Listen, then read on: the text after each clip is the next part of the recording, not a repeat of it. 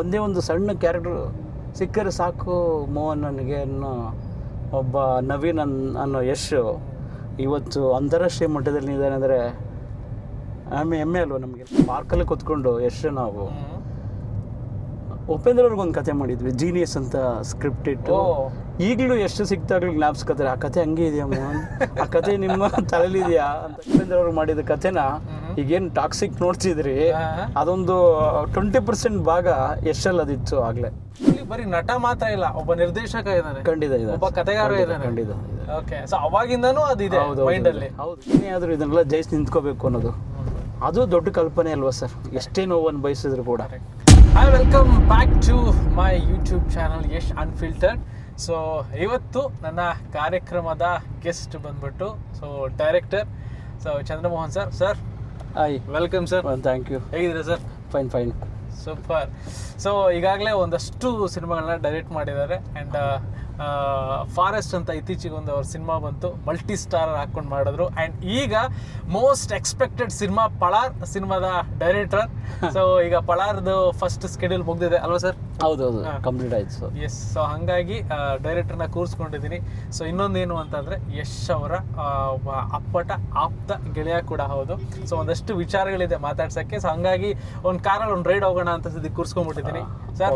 ಮಳೆ car raid ಹೆಂಗೆ ಅನಿಸ್ತಾ ಇದೆ? ಚೆನ್ನಾಗಿದೆ ಒಂಥರ.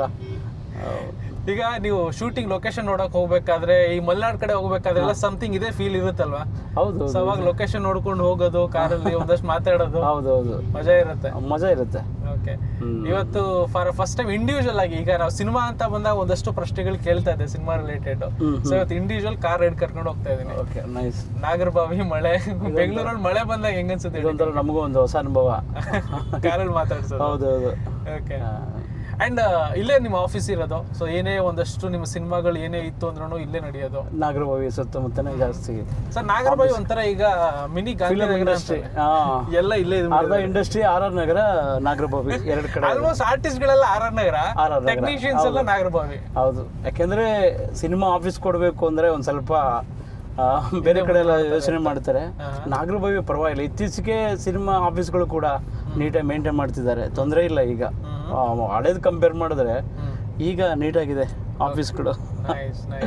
ಒಳ್ಳೊಳ್ಳೆ ಪ್ರೊಡಕ್ಷನ್ ಹೌಸ್ಗಳು ಬಂದಿರೋದ್ರಿಂದ ಸೊ ತೊಂದರೆ ಇಲ್ಲ, ಆಫೀಸ್ಗಳು ನೀಟಾಗಿ ಮೇಂಟೈನ್ ಆಗ್ತಾ ಇದೆ. ಸೂಪರ್, ಚೆನ್ನಾಗಿ ಆಗ್ತಿದೆ.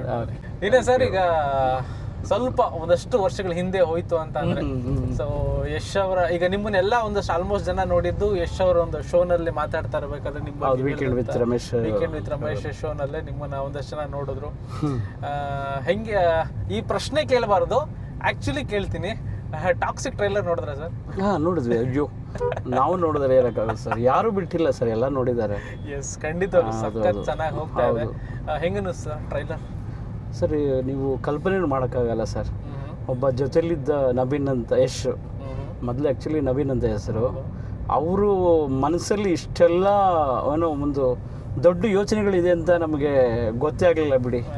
ಸೊ ಇವತ್ತು ನಿಜವಾಗ್ಲೂ ಹೆಮ್ಮೆ ಅನಿಸುತ್ತೆ, ಅವ್ರು ನಮ್ಮ ಜೊತೆ ಟ್ರಾವೆಲ್ ಮಾಡೋರು ನಮ್ಮ ಜೊತೆ ಇದ್ದರು. ಸೊ ಅದು ನೆನೆಸ್ಕೊಂಡ್ರೆ ಖುಷಿ ಕೊಡೋವಂಥ ವಿಷಯ. ಸೊ ನಮ್ಮ ಜೊತೆ ಇದ್ರಲ್ಲ ಅನ್ನೋ ಒಂದು ಹೆಮ್ಮೆ ನಾವು ಖುಷಿಯಾಗಿ ಹೇಳ್ಕೊಬೋದು. ಒಬ್ಬ ನಮ್ಮ ಜೊತೆ ಇದ್ದ ಒಂದೇ ಒಂದು ಸಣ್ಣ ಕ್ಯಾರೆಕ್ಟರ್ ಸಿಕ್ಕರೆ ಸಾಕು ಮೋಹನ್ ನನಗೆ ಅನ್ನೋ ಒಬ್ಬ ನವೀನ್ ಅನ್ನೋ ಯಶ್ ಇವತ್ತು ಅಂತಾರಾಷ್ಟ್ರೀಯ ಮಟ್ಟದಲ್ಲಿ ಇದ್ದಾನೆ ಅಂದರೆ ಹೆಮ್ಮೆ ಅಲ್ವ ನಮಗೆಲ್ಲ. ನಮ್ಮ ಜೊತೆಲಿ ಇದ್ದವರು ಆ ಟೈಮಲ್ಲಿ ಸ್ಟ್ರಗಲ್ ನೋಡ್ತಾ ಇರ್ತೀವಿ, ಇವತ್ತು ಅವ್ರ ಸಕ್ಸಸ್ ನೋಡ್ತಿದೀವಿ ಅಂತಂದಾಗ ಬಹಳ ಖುಷಿ. ಹೌದು ಸರ್. ನಾವು ಎಷ್ಟು ಸಿಕ್ಕಿದಾಗಲೂ ಅಷ್ಟೇ, ನನಗೆ ಇದು ಇತ್ತೀಚೆಗೆ ಸಿಕ್ಕಿಲ್ಲ, KGF ಶೂಟಿಂಗ್ ಟೈಮಲ್ಲಿ ಸಿಕ್ಕಿದ್ರು. ಸೊ ಎನಿ ಟೈಮ್ ಯಾವಾಗಲೂ ಸಿಕ್ತಾಗಲ ಅವ್ರಿಗೆ ಜ್ಞಾಪಿಸ್ಕೊಳ್ಳೋದೇ ಒಂದು ನಮ್ಮ ಆ ದಿನಗಳು, ಹಸಿವಿನ ದಿನಗಳು. ಅದು ನಂಬಲ್ಲ ನೀವು, ವಿಜಯನಗರದಿಂದ ಕಬ್ಬನ್ ಪಾರ್ಕ್ವರೆಗೂ ನಡ್ಕೊಂಡು ಹೋಗಿವು ಇಬ್ರು. ಬೆಳಗ್ಗೆ 7:30 ಗಂಟೆಗೆ ಬಿಟ್ಟರೆ ಬೆಳಗ್ಗೆ ನಡ್ಕೊಂಡೋಗಿ 1:30 ಗಂಟೆ 2 ಗಂಟೆ ಹೋಗಿ ನಡ್ಕೊಂಡೋಗಿ ಏನೋ ಸಿನಿಮಾ ಬಗ್ಗೆ ಡಿಸ್ಕಷನ್ ಮಾಡ್ತಾ ಸಂಜೆ 4:00 ಅಷ್ಟೇವರೆಗೂ ಏನೂ ತಿಂದಿರಲ್ಲ. ಅವನ ಹತ್ರ ದುಡ್ಡಿದೆಯೋ ನನ್ನ ಹತ್ರ ದುಡ್ಡಿಲ್ಲ ಗೊತ್ತಿಲ್ಲ. ಸೊ ಜಾಬಲ್ಲಿ ಯಾರಾದ್ರೂ ದುಡ್ಡಿಲ್ಲ ಅಂದರೆ ಹೋಗಿ ಹಸುವು ತಡೆಯೋಕ್ಕಾಗದಲ್ಲಿ ಹೋಗಿ ತಿಂದ ದಿನಗಳು ಇದೆ ಹೋಟ್ಲುಗಳಲ್ಲಿ. ಸೊ ತುಂಬ ನೆನಪುಗಳಿದೆ ಕೆಲವು. ಅಂದ್ರೆ ಯಾವ ಟೈಮಲ್ಲಿ ಸರ್ ಹೆಂಗ್ ನೀವಿಬ್ರು ಕನೆಕ್ಟ್ ಆಗಿದ್ದು ಪರಿಚಯ? ಒಂದು ನಾನು ಸ್ಟಾಪ್ ಅಂತ ಸಿನಿಮಾ, ಸ್ಟಾಪ್ ಅಂತ ಅದು ಆ್ಯಕ್ಚುಲಿ ಸಿನಿಮಾ ಸ್ಟಾರ್ಟೇ ಆಗಲಿಲ್ಲ, ಪ್ರೀ ಪ್ರೊಡಕ್ಷನಲ್ಲೇ ಸ್ಟಾಪ್ ಆಗ್ಬಿಡ್ತದು. ಸೊ ಅಲ್ಲಿ ನಾನು ಅಸಿಸ್ಟೆಂಟ್ ಡೈರೆಕ್ಟರ್ ಆಗಿದ್ದೆ. ಅಲ್ಲಿ ಅಸಿಸ್ಟೆಂಟ್ ಡೈರೆಕ್ಟರ್ಗೆ ವರ್ಕ್ ಮಾಡಬೇಕು ಅಂತ ಹೊಸ ಹುಡುಗ ಬರ್ತಾರಲ್ಲ, ಸೊ ಆ ಥರ ಬಂದಿದ್ದು ಯಶ್.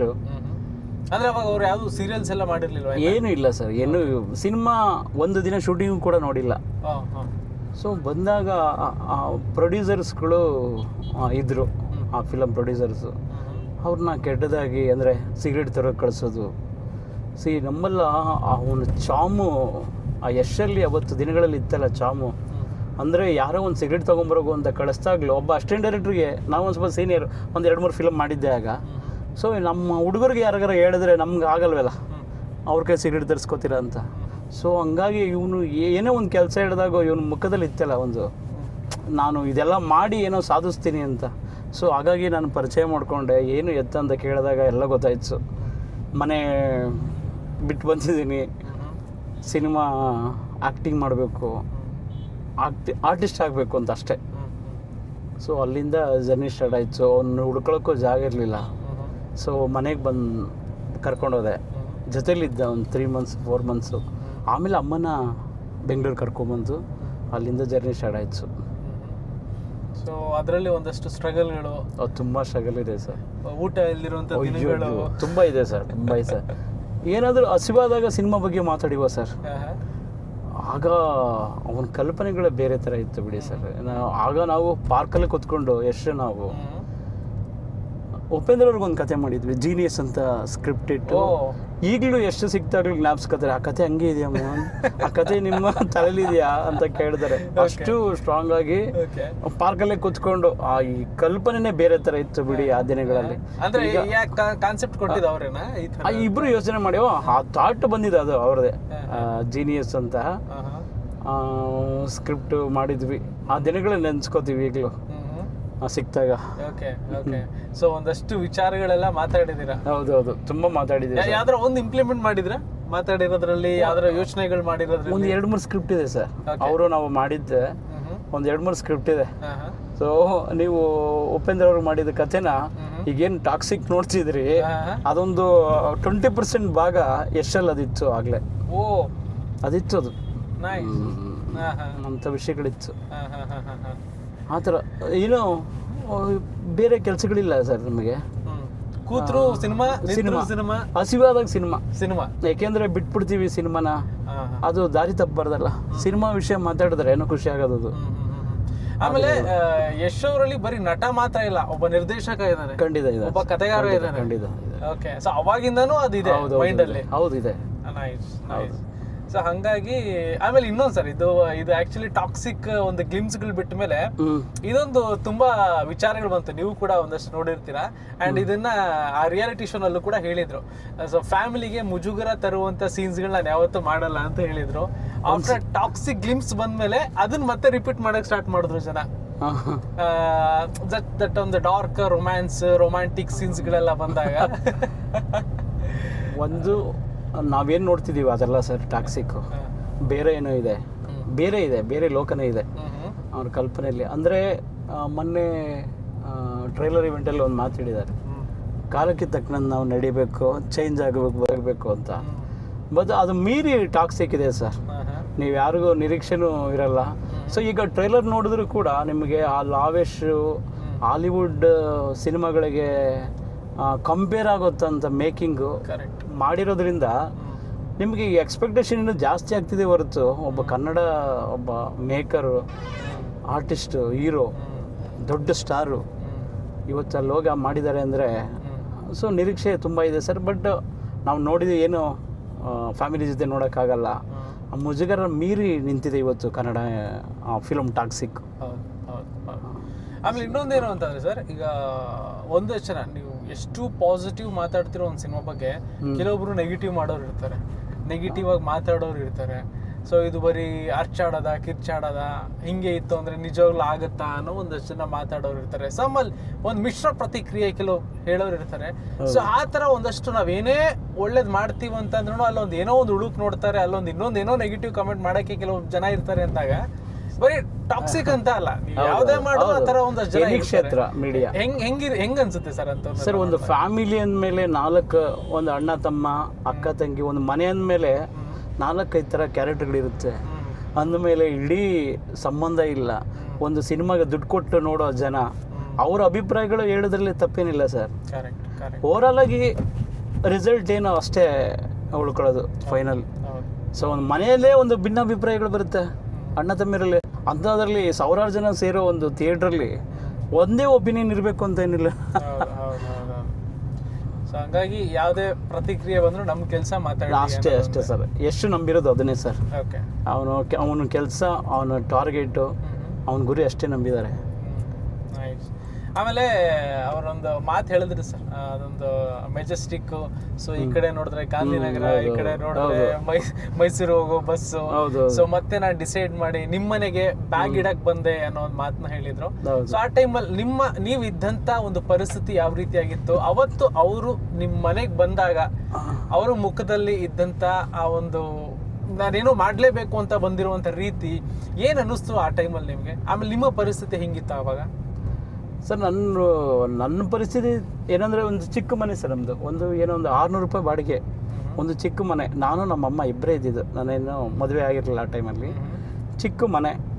ಸೊ ಏನಂದರೆ ನನಗೆ ಏನಪ್ಪ ಅಂದರೆ, ಒಬ್ಬರು ಜೊತೆಲಿದ್ದಾನೆ, ಏನೋ ಒಂದು ಮಾಡಬೇಕು ಅಂತ ಆಸೆ ಕಟ್ಕೊಂಡಿದ್ದಾನೆ ಅಂತ ಒಂದು ಹುಡುಗ ಅಂತ ಅಂದಾಗ ಫಸ್ಟ್ ಏನೇ ಆದರೂ ನಾನು ಅವ್ರ ಜೊತೆ ಶೇರ್ ಮಾಡ್ಕೋಬೇಕು ಅಂತ ಮೊದಲಿಂದನೂ ಇದು ಒಲವು. ಹಾಗಾಗಿ ಯಶ್ ಕೂಡ ನನ್ನ ಅವನ ಕಣ್ಣಲ್ಲಿ ನೋಡಿದೆ ನಾನು, ಇಲ್ಲ ಏನೇ ಅದು ತಡಿತಾನೆ ಇವನು ಅಂತ ಕಾನ್ಫಿಡೆಂಟ್ ಬಂತು ಅವ್ರ ಮೇಲೆ.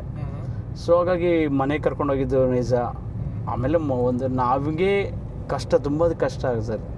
ಊಟಕ್ಕೆ ಕಷ್ಟ. ಆ ಟೈಮಲ್ಲಿ ಅಮ್ಮ ಹೀರೋ ಆಗಬೇಕು ಅಂತ ಆಸೆ ಇರೋನು ಹೆಂಗಿರ್ತಾನೆ ಸರ್? ಎಲ್ಲೇ ಇದ್ದರು, ಚಿಕ್ಕ ಮನೇಲಿದ್ದರು, ಅಮ್ಮ ಚಿಕ್ಕ ಕೊಬ್ಬರಿ ಎಣ್ಣೆ ಡಬ್ಬೆ ಇಟ್ಟಿದ್ರೆ ಅದು ನಮ್ಮಮ್ಮ ಗೊತ್ತಾಗದಂಗೆ ತಗೊಂಡು ಕೊಬ್ಬರಿ ಎಣ್ಣೆ ಹಾಕೊಳ್ಳೋದು, ನಮ್ಮಮ್ಮ ನೋಡಿ ಬೈಯೋದು, ಕೊಬ್ಬರಿ ಎಣ್ಣೆ ಏನೋ ಹಂಗೆ ಬರುತ್ತಾ ಅಂತ. ಸೊ ಇದೆಲ್ಲ ಹಿಡ್ಕೊಂಡು ಅವನು ಟಾರ್ಗೆಟ್ ಇದೆಯಲ್ಲ ಸರ್, ನಾನು ಏನೇ ಆದರೂ ಇದನ್ನೆಲ್ಲ ಜಯಿಸಿ ನಿಂತ್ಕೋಬೇಕು ಅನ್ನೋದು, ಅದು ದೊಡ್ಡ ಕಲ್ಪನೆ ಅಲ್ವಾ ಸರ್? ಎಷ್ಟೇ ನೋವನ್ನು ಬಯಸಿದ್ರು ಕೂಡ. ಸೊ ಅದೆಲ್ಲ ಒಂದಷ್ಟು ಎದುರಿಸಿದೆ, ತುಂಬ ಎದುರಿಸಿದೆ. ನನ್ನ ಜಸ್ಟ್ ಒಂದು 10% ಅಷ್ಟೇ ಅವನ ಲೈಫಲ್ಲಿ ಚಂದ್ರಮೋಹನ್ ಗಳಿಗೆ. ಇನ್ನು 98% ಬೇರೆ ಬೇರೆ ಪಾತ್ರಗಳು ಅವ್ನು ಬೆಳೆಯೋದಕ್ಕೆ ಒಂದೊಂದಾಗಿ ಬಂದಿರೋ ಪಾತ್ರಗಳಿದೆಯಲ್ಲ ಸರ್, ಅದು ಇನ್ನೂ ದೊಡ್ಡದಾಗಿದೆ. ಸೊ ಎಷ್ಟು ದಿನಗಳ ಕಾಲ ನೀವು ಟ್ರಾವೆಲ್ ಮಾಡಿದ್ದೀರಾ ಜೊತೆಲಿ? ಒಂದು ವರ್ಷ ಟ್ರಾವೆಲ್ ಮಾಡಿದ್ವಿ. ಅವರಿಗೆ ಸೀರಿಯಲ್ ಸಿಕ್ಕಿದ್ದು ಆಫ್ಟರ್ ದಟ್, ಅದಾದ್ಮೇಲೆ ಅವರಿಗೆ ಸೀರಿಯಲ್ ಅಲ್ಲೆಲ್ಲ ಇದು ಸ್ಟಾಪ್ ಫಿಲಮ್ಗೆ ಯಾವಾಗ ಬಂದ ಅದು ನಿಂತೋಯ್ತು. ಮತ್ತೆ ಮನೆಗೆ ವಾಪಸ್ ಹೋದ್ರು, ಇದನ್ನ ಮೈಸೂರಲ್ಲಿ ಪಡೂರಲ್ಲಿ ಜಾಗದಲ್ಲಿ. ನನಗೆ ಒಂದು ಉತ್ತರಾಯಣ ಅಂತ ಸೀರಿಯಲ್ ಸ್ಟಾರ್ಟ್ ಆಯ್ತಿದ್ದು. ಅಲ್ಲಿ ರೋಜಾ ಅವರು ಅದಕ್ಕೆ ಕ್ಯಾರೆಕ್ಟರ್ ಮಾಡ್ತಿದ್ರು. ಅವರು ಒಂದು ಹೀರೋಯಿನ್ ಕ್ಯಾರೆಕ್ಟರ್ ಮಾಡ್ತಿದ್ರು. ಬಾಮೈದಿಗೆ ಬೇಕಿತ್ತು, ಅಂದರೆ ಬಾಮೈದ ಕ್ಯಾರೆಕ್ಟ್ರು. ಒಂದು ತುಂಬ ಫೇರ್ ಆಗಿರಬೇಕು ಹುಡುಗ, ನಾನು ಯಾಕೆ ಇಂಟ್ರೊಡ್ಯೂಸ್ ಮಾಡಬಾರ್ದು ಅಂತ ನಮ್ಮ ಡೈರೆಕ್ಟ್ರು ರಂಗಸ್ವಾಮಿ ಅಂತ ಎಪಿಸೋಡ್ ಡೈರೆಕ್ಟ್ರು ಅವ್ರ ಹತ್ರ ರಿಕ್ವೆಸ್ಟ್ ಮಾಡಿಕೊಂಡು ನಾನು ಕರ್ಕೊಂಬರ್ತೀನಿ ಸರ್ ಅಂತ ನಾನು ಮೈಸೂರಿಗೆ ಹೋದೆ.